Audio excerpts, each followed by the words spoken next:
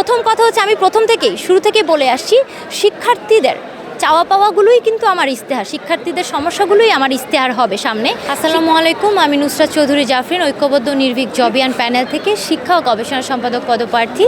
আমার ballot number E7। অসম্ভব ভালো সাড়া পাচ্ছি, পজিটিভ।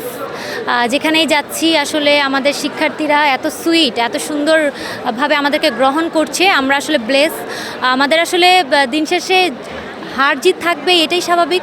আমি জিতবো কি হারবো তার থেকে বড় বিষয় আমি যে আমার ভাই বোনদের জন্য কিছু করব চিন্তা করেছি, বিগত দিনে করেছি, এইটাই আমার কাছে অনেক বড় বিষয়।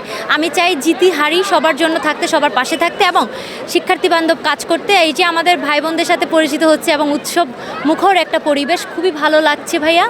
আর এরকমই থাকুক সবসময় জগন্নাথ বিশ্ববিদ্যালয়। আমি যেহেতু শিক্ষা ও গবেষণা রিলেটেডই আমার ইস্তেহার হবে অবশ্যই। আমরা যদি লক্ষ্য করি জগন্নাথ বিশ্ববিদ্যালয়ে গবেষণাগার নামে মাত্র আছে, তেমন কোনো আসলে যে কেন্দ্রীয় একটা গবেষণাগার থাকা দরকার বা ল্যাব ফেসিলিটিসগুলো যে থাকা দরকার, সেগুলো একটা পাবলিক বিশ্ববিদ্যালয়ে অনুযায়ী যেগুলো থাকা কথা সেগুলো নাই।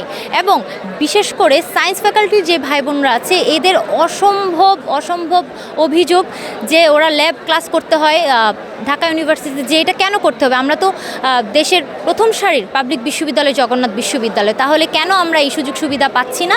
কেন আমাদের ল্যাব রুম নাই? এই যে এই কেনর উত্তর কিন্তু আমি দিতে পারছি না। তবে হ্যাঁ, আমি আশ্বাস দিয়েছি যেন এই সমস্যাগুলো সমাধান হয় এবং সমস্যা দূরীকরণ করাই আমার কাজ থাকবে। এগুলোই কিন্তু আমার ইস্তেহার। এবং আমরা যে পেপার পাবলিশের কথায় আসি, পেপার পাবলিশ আমাদের জগন্নাথ বিশ্ববিদ্যালয়ে খুবই কম হয়। আমি যদি পার্শ্ববর্তী বিশ্ববিদ্যালয় দেখি, ঢাকা বিশ্ববিদ্যালয়ের কথা বলি, সেখানে 20,000-এরও বেশি আমাদের পেপার পাবলিশ হচ্ছে, কিন্তু জগন্নাথ বিশ্ববিদ্যালয়ে 1-2 হাজার হচ্ছে। এখন কেন হচ্ছে না, কেনর কারণ খুঁজতে গিয়ে দেখলাম আসলে আমাদের যে জার্নালগুলো আছে সেই জার্নালগুলো আসলে অকেজো অবস্থায় আছে, আবার যেগুলো আছে সেগুলো এক্সেসও করতে পারছে না, এক্সেস দিচ্ছে না। এখন আবার আমরা চাই যে আমরা কষ্ট করে একটা পেপার করেছি সেটা আমরা ভালো জায়গায় পাবলিশ করতে চাই, শিক্ষার্থীরা সেটাই কিন্তু চায়। ইন্টারন্যাশনাল একটা জার্নালে তারা পাবলিশ করবে, তারা যেহেতু এটা শ্রম দিয়ে মেধা দিয়ে অনেক কষ্ট করে করেছে। এখন সেই এরকম কিন্তু আমাদের জার্নালই নাই, ইন্টারন্যাশনাল কোনো জার্নালই নাই। তো আমি চেষ্টা করবো এরকম যেন জার্নাল আসে, জার্নাল থাকে, যেন শিক্ষার্থীরা উপকৃত হয়, যারা গবেষণা করে তাদের কোনো দুর্ভোগ পোহাতে না হয়।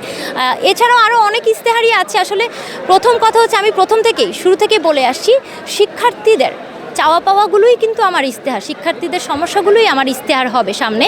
শিক্ষার্থীরা আসবে, আমাকে বলবে কি সমস্যা ফেস করছে, সেটার লক্ষ্যেই কাজ করব ইনশাল্লাহ।